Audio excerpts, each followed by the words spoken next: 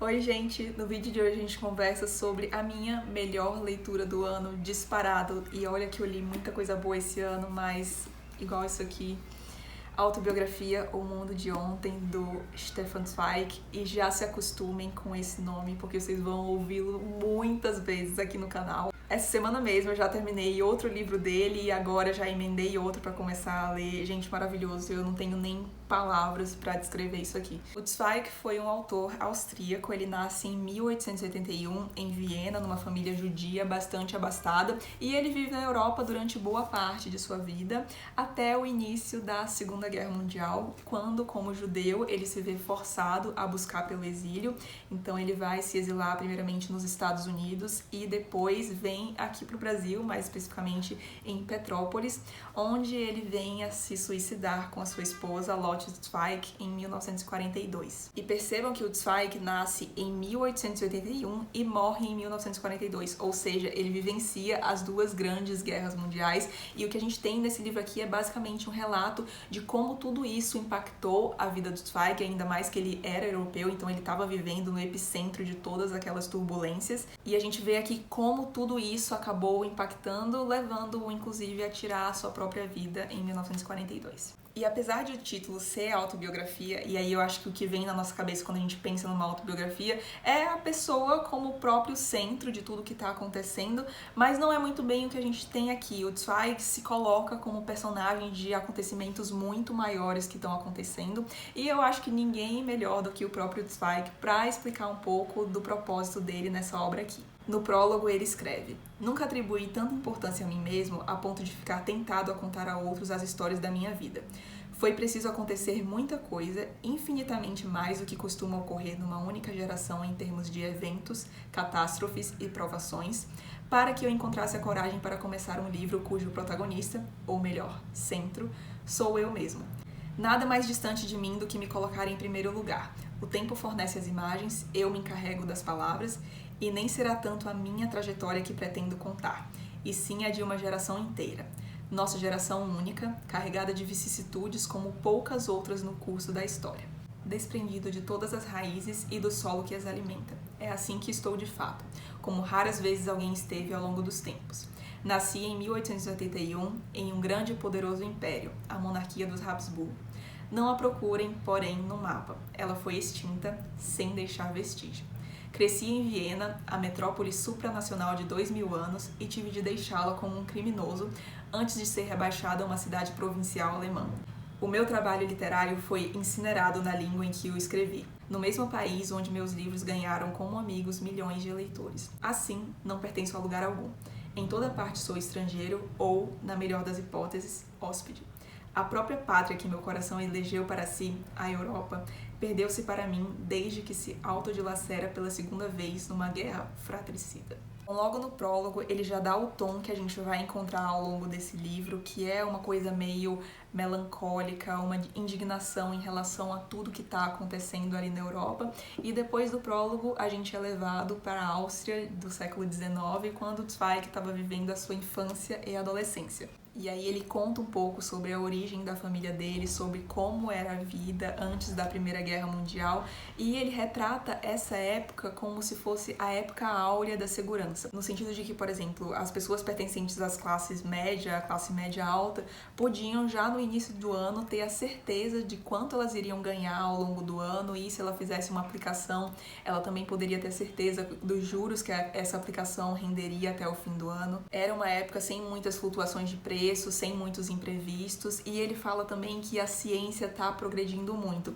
E a impressão que as pessoas tinham era que conforme a ciência ia progredindo, as relações humanas também iam acompanhar esse movimento ascendente, na forma de um progresso moral. E hoje a gente tem a plena certeza de que não foi isso que aconteceu. E o Zweig faz parte dessa sociedade vienense abastada, então ele vive aquilo, essa época da segurança muito intensamente. Ele tem uma casa maravilhosa, ele estuda nas melhores escolas, os pais dele têm relacionamentos muito privilegiados, e aí ele consegue ver as peças, as óperas, tudo aquilo que afluía a Viena do século XIX, que era o centro cultural do mundo, e ele estava muito acostumado a viver com os pés fixados sob o chão. E quando ele vê tudo aquilo ruir, isso o impacta muito, porque ele passou boa parte da vida tendo essa segurança e do nada aquilo vai embora. E uma coisa que eu achei muito bonita nessa parte é como ele fala da Viena naquela época, porque ainda mais ele sendo judeu, porque ele fala que o judeu é sempre uma pessoa que está buscando um lugar de pertencimento, né? É um povo que passou boa parte da sua história tendo que fugir, né? Encontrar um lugar para si. E os judeus encontraram um acolhimento em Viena, porque era um lugar como que se todo cidadão fosse educado para se sentir supranacional. Não tinha muito essa sensação de nacionalismo, de pátria, não, era todo mundo ali igual, todo mundo era tido como cidadão do mundo. E para quem gosta de arte, principalmente música e teatro, essa parte é um deleite, porque Viena no século XIX viveu realmente o seu auge da produção cultural e muita coisa do que a gente tem como referência hoje em teatro, em música, principalmente música clássica, foi originado na Viena do século XIX, e ele descreve aqui com muito entusiasmo como as coisas costumavam ser, que era, por exemplo, as pessoas passavam do lado de um político super importante, primeiro-ministro na rua, e elas nem viravam a cabeça, não o reconheciam, mas se um figurante de uma peça X passasse no meio da rua, elas iam pedir autógrafo, falavam no outro dia pra escola, eu vi fulano. E ele fala que esse fanatismo pela arte não ficava somente nas camadas mais abastadas da sociedade, ele perpassava todas as camadas da sociedade, então todo mundo, desde o imperador até a lavadeira de roupa, sabia quem eram os integrantes de uma peça famosa. E ele comenta também que se por um lado esse fanatismo pela arte acabou gerando algo ruim, que foi o alheamento da população austríaca às situações econômicas e políticas, ao contrário da vizinha Alemanha, que estava ali sempre muito preocupada com eficiência, com maior produtividade. Por outro lado, gerou algo muito único, que foi esse respeito pela cultura que eu sinceramente acho que a gente nunca mais viu. Não se via em outro lugar esse respeito pela produção artística que se via aqui em Viena no século XIX, e isso acaba gerando um nível de produção cultural muito alto. E aqui eu acho que dá pra gente fazer um paralelo com a situação que a gente vive hoje aqui no Brasil, com a cultura ficando cada vez mais de canto, porque ele fala que um artista sempre se sente bem e ao mesmo tempo mais estimulado quando ele tá num lugar onde a arte é valorizada, e que a arte atinge seu ápice quando ela é questão vital para um povo. E se a gente parar para pensar, é muito verdade, né? Às vezes a gente fica se questionando por que não se faz música como antigamente, e eu acho que é porque justamente a gente não tem mais essa paixão toda pela cultura que eles demonstravam aqui, esse fanatismo. E eu acho que todo esse panorama que ele dá aqui da Áustria do século XIX explica muito bem o porquê que lá que teve essa efervescência de obras que são tidas como imortais até hoje, como por exemplo o Mozart, o Haydn, o Beethoven, que não era austríaco, né? Ele era alemão, mas viveu boa parte da sua vida na Áustria, morre na Áustria inclusive, e faz boa parte da sua produção ali. Como a arte era essa coisa vital para a população e como tinha muita gente produzindo, acabava que saía muita coisa boa e a barreira era muito alta. Então, assim, para algo sair de Viena e ser conhecida pelo mundo inteiro, tinha que ser uma coisa com um nível técnico maravilhoso. E, inclusive, a gente vê um reflexo disso no próprio Zweig. Ele fala aqui que muitas vezes ele não se sentia apto a ser um escritor, e aí a gente vê, ele fica até meio que um complexo de impostor, e ele tá sempre tentando melhorar, porque é esse o sentimento que os austríacos tinham. Eles produziam e estavam sempre ali, nossa, eu produzi algo bom, agora eu tenho que superar isso, e era sempre isso, a barra cada vez mais alta. E isso se transparece muito no relato aqui do Zweig, quando ele fala um pouco do processo dele de escrita e das suas obras. E terminando essa parte do livro, eu não pude deixar de me questionar, será que se a arte não tivesse sido tão incentivada na Áustria, a gente teria hoje nomes imortais como Haydn, Beethoven, Mozart? Acho que não, e aí fica o paralelo para a situação atual que a gente enfrenta por aqui.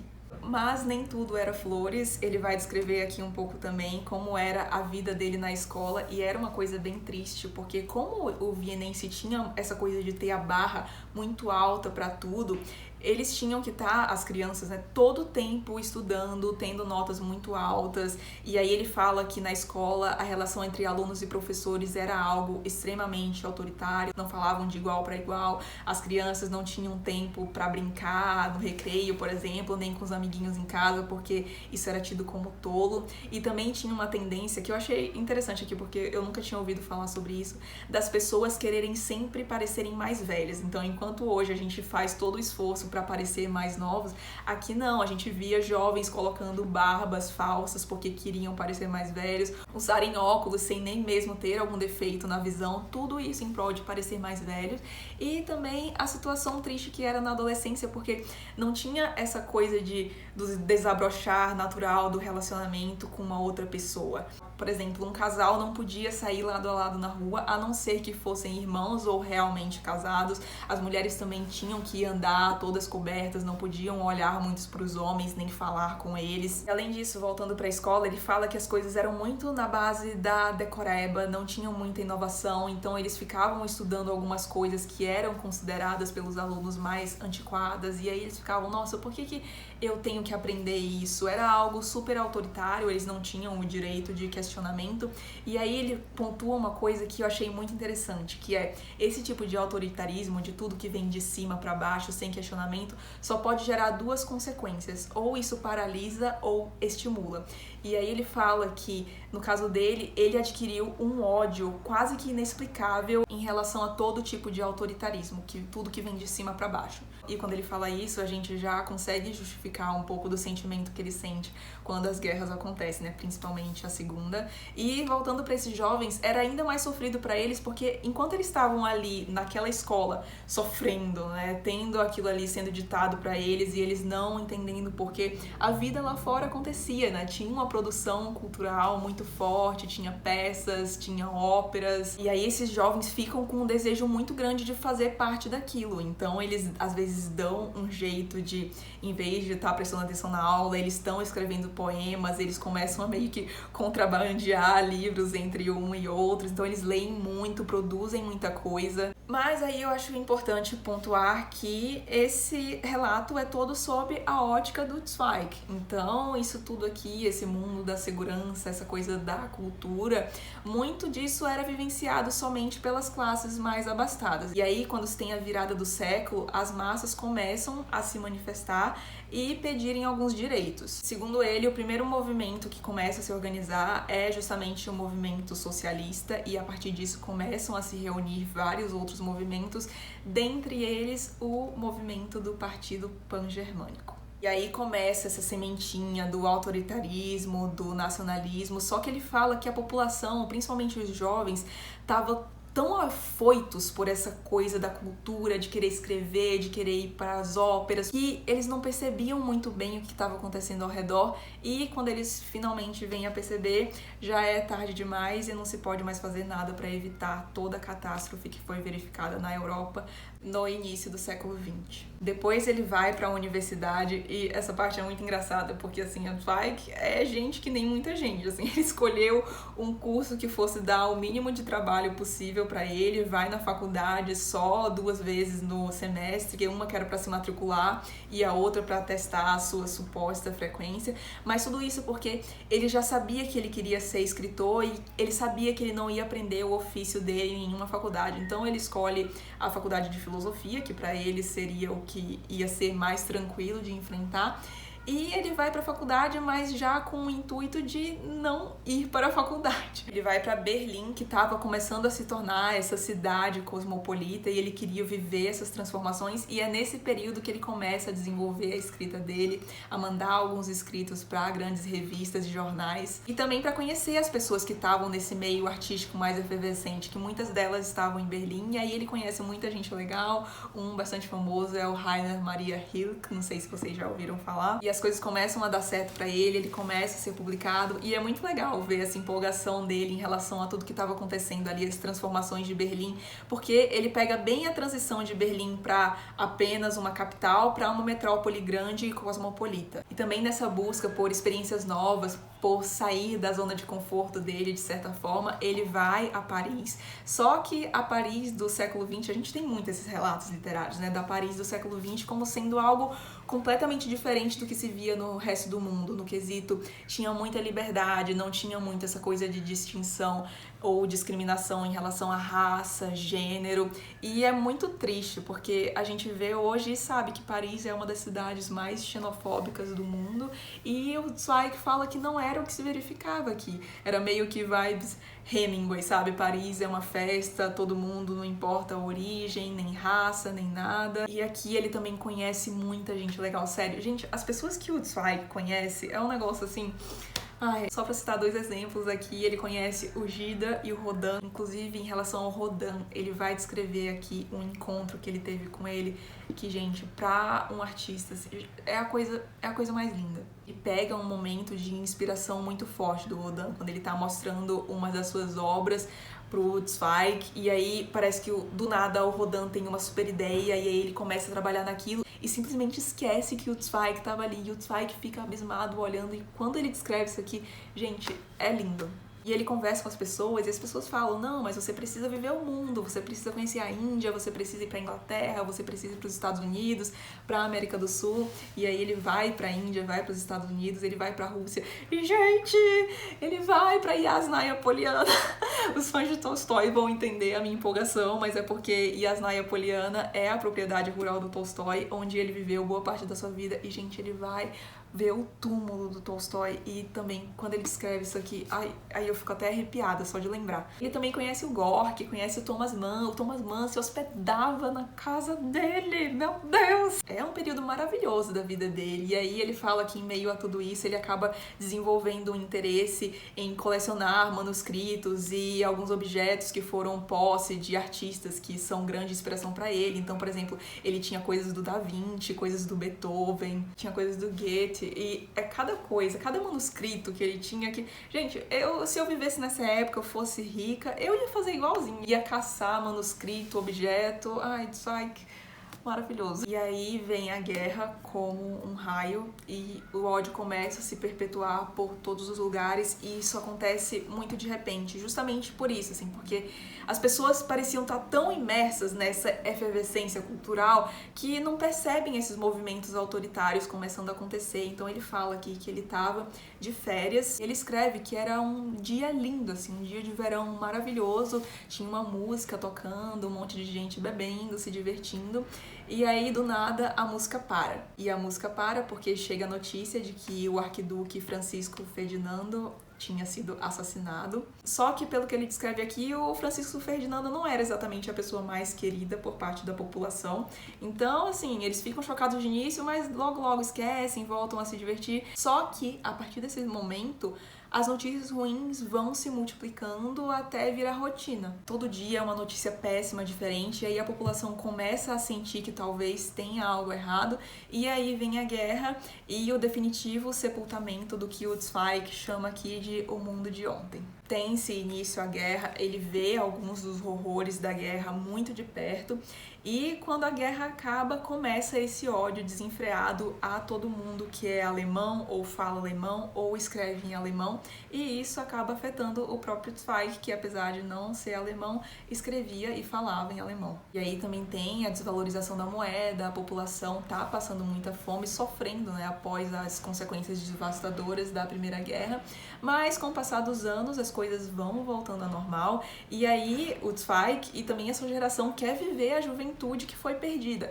Então eles voltam novamente a querer se divertir, a querer conhecer o mundo, e o mundo como um todo fica aliviado, no sentido de que, ai meu Deus, finalmente isso acabou, passou, ficou pra trás, mas não demora muito pra uma nova catástrofe acontecer, como a gente sabe muito bem hoje. E surge Hitler. O Zweig fala que da casa dele, do próprio Zweig, de onde ele morava em Salzburgo, dava pra ver a casa do Hitler, e que ele jamais imaginava que aquele homenzinho, que era quase irrelevante, ia virar o que ele virou. Essa parte é muito triste, porque o Zweig vai olhando para as coisas ao redor com mais atenção, ele começa a ver uns movimentos muito esquisitos acontecendo, e aí quando ele nota o que está acontecendo, ele começa a desesperar, ele tenta mostrar para outras pessoas o que está acontecendo, mas ninguém quer acreditar, porque foi uma coisa, a Primeira Guerra foi uma coisa tão horrorosa que as pessoas não querem viver aquilo de novo, novo elas estão aliviadas que tudo aquilo passou, tudo aquilo ficou pra trás. E de novo, quando as pessoas percebem, já é tarde demais pra fazer alguma coisa. E eu achei a análise que o Zweig faz da ascensão de Hitler maravilhosa. Eu já li muita coisa sobre, mas o que ele faz aqui eu acho que é uma perspectiva muito única e eu acho que, de novo, ninguém melhor do que ele pra explicar. Então eu vou ler um trechinho aqui pra vocês. Falando de Hitler, na página 321 dessa edição, ele diz: ele só ressurgiu depois de alguns anos, e agora a onda ascendente da insatisfação o elevou com rapidez. A inflação, o desemprego, as crises políticas e, não menos importantes, a insensatez dos países estrangeiros haviam revolucionado o povo alemão. Havia uma enorme demanda por ordem em todos os círculos do povo alemão, para quem a ordem, desde sempre, valeu mais do que a liberdade e justiça. E quem prometia a ordem, até Goethe disse que a desordem lhe era mais desagradável do que uma injustiça, desde já podia contar com centenas de milhares de seguidores. Mas talvez no estrangeiro nunca se tenha compreendido a verdadeira razão pela qual a Alemanha subestimou de tal forma a pessoa e o crescente poder de Hitler em todos esses anos. Presta atenção, a Alemanha não apenas sempre foi uma sociedade de classes, como era dominada também, dentro desse ideal, por uma inabalável superestima e idolatria da erudição. Com exceção de alguns generais, os altos cargos no Estado eram reservados aos acadêmicos eruditos. Para um alemão, era impensável que um homem que nem mesmo terminara a escola, muito menos fizera uma faculdade, pudesse sequer chegar perto de um posto que fora ocupado por um barão von Stein, um Bismarck. Essa mania de erudição foi a principal responsável por induzir os intelectuais alemães a enxergarem Hitler ainda o agitador de cervejarias. E ele também descreve a técnica que Hitler usou para a ascensão do seu poder, e isso também é sensacional, eu vou ler um trechinho aqui. Pois o nacionalsocialismo, em toda a sua inescrupulosa técnica de ludibriar, evitava revelar todo o radicalismo de seus objetivos antes de acostumar o mundo. Era assim que praticavam cuidadosamente o seu método, uma dose de cada vez. E depois de cada dose, uma pequena pausa. Sempre só um comprimido e depois de esperar um pouco para verificar se não era forte demais, se a consciência do mundo tolerava essa dose. E como a consciência europeia, para prejuízo e vergonha da nossa civilização, enfatizava zelosamente que não tomava partido porque esses atos de violência aconteciam além das fronteiras. As doses iam sendo aumentadas cada vez mais, até que fizeram sucumbir a Europa inteira. Hitler não realizou nada mais genial do que essa tática de ir experimentando devagar, aumentando cada vez mais a intensidade, contra uma Europa cada vez mais fraca moral e também militarmente. E ele vai descrevendo um pouco mais disso, e gente, eu amei essa análise que ele fez aqui. Achei muito perspicaz e era uma perspectiva que eu ainda não tinha tido. E é isso, a Áustria estava vendo o nacionalsocialismo como algo que estava acontecendo. Ah, não, é ali do outro lado, não vai afetar a gente.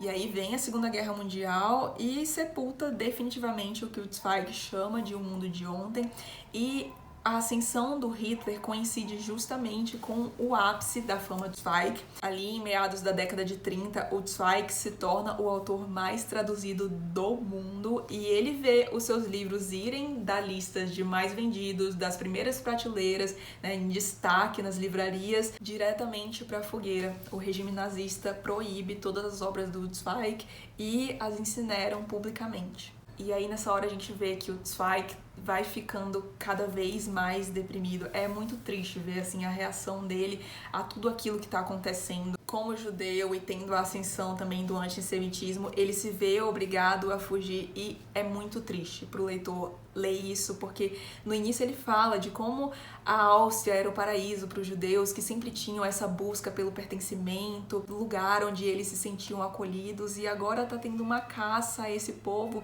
e uma caça irracional, algo que parece completamente injustificável. É muito triste ver como esse povo perde todo esse sentimento de tranquilidade, esse sentimento de pertencimento de uma hora para outra por algo tão irracional que é difícil de explicar até hoje. E é muito doloroso ver isso também, porque ele dá a entender diversas vezes, e em uma vez ele deixa isso muito claro, expressa realmente isso, que a liberdade individual para ele era a coisa mais importante do mundo. E as coisas vão mudando tão drasticamente que ele fala que depois, na década de 30, ele conversa com alguns jovens e ele fala que no início do século XX ele foi para os Estados Unidos e não levou nem visto, ele não tinha visto, foi simplesmente com o documento dele da Áustria mesmo, não pediram documento nenhum para ele entrar lá, e os jovens começam a rir dele, porque tipo, como assim você foi para os Estados Unidos sem visto? E era uma coisa assim que faziam 20 anos de diferença. E hoje em dia, imagine só, pensa aí, você chegando nos Estados Unidos sem seu visto, o que ia acontecer? E aí ele vai pingando de país em país, ele vai pra Inglaterra, depois vai para os Estados Unidos, passa um tempo lá e aí ele decide que viria ao Brasil. Ele já tinha vindo ao Brasil antes e ele tinha uma visão bem romântica do Brasil. Ele até escreveu um livro chamado Brasil, o País do Futuro, e aí a gente como brasileiro, infelizmente, que até ri quando ouve um título desse. Mas então, ele tinha essa visão super romântica do Brasil, vem pra cá tentando fugir de tudo isso que tá acontecendo, só que as coisas vão piorando, né, na década de 40, e aí ele vê a guerra piorando cada vez mais, os Estados Unidos abandonam sua posição de neutralidade, vai pra guerra, o Brasil também entra na guerra, e aí ele vê que não tem mais esperança nenhuma. Até que ele decide, em conjunto com a sua esposa, se suicidar e morre em Petrópolis. Esse final foi difícil pra mim, assim, porque no início, quando ele escreve esse livro foi terminado aqui no Brasil, inclusive, já fica muito claro que ele ia se suicidar, tem um ponto específico, eu acho que eu vou até ler. No fim do prólogo, ele fala: tudo que esquecemos de nossas próprias vidas, na verdade, já foi sentenciado a ser esquecido há muito tempo por um instinto interior. Só aquilo que eu quero conservar tem direito de ser conservado para outros.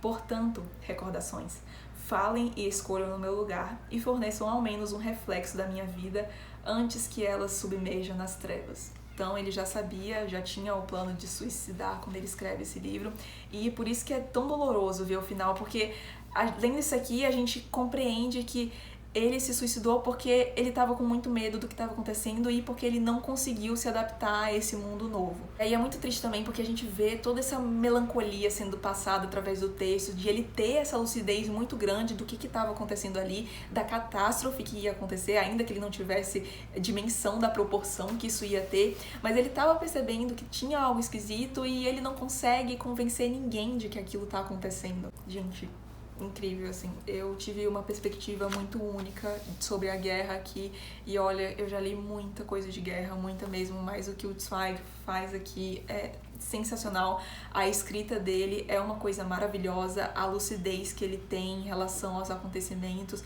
é uma coisa incrível. Se você tem interesse nas grandes guerras, saber como que a população se sentiu em relação a isso, ter uma perspectiva única em relação a esses acontecimentos, gente, leiam isso aqui. Eu até comentei no meu Instagram que eu tava lendo esse livro e eu acho que eu tava nos 40% da leitura. Eu sei o percentual porque eu tava lendo no Kindle antes em alemão. Esse livro tá meio difícil de achar e aí só depois que eu consegui achar essa edição em português. Vou deixar o link aqui embaixo onde vocês podem encontrar. Mas então, eu tava em uns 40% desse livro e aí eu fiquei, gente, esse livro é muito bom. Eu preciso voltar e começar a ler de novo. E aí eu simplesmente voltei pro início do livro e li tudo de novo. E agora que eu tô falando sobre ele, eu tô quase pegando pra reler tudo, porque, sério, é maravilhoso. Fica aí a recomendação. Esse livro fácil entrou pros top 10, acho que top 5, na verdade, da minha vida. Eu amei mesmo, me tocou muito e eu espero muito que vocês leiam. Se você gostou do vídeo, não esqueça de deixar um like e de se inscrever no canal, caso você não seja inscrito. Um abraço e até o próximo vídeo.